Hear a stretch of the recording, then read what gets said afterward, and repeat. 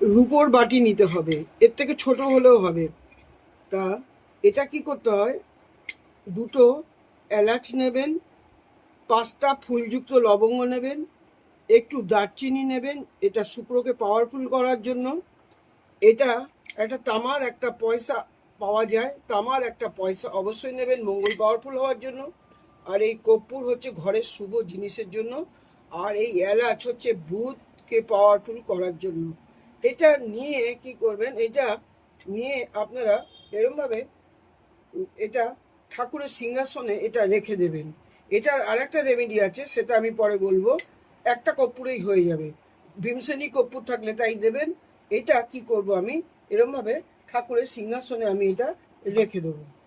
এটা রেখে দেওয়ার পরে এটা আমি আজকে লক্ষ্মীর পায়ে রাখতে পারছি না, লক্ষ্মীর পায়ের সামনে আপনারা অবশ্যই এটা রেখে দেবেন।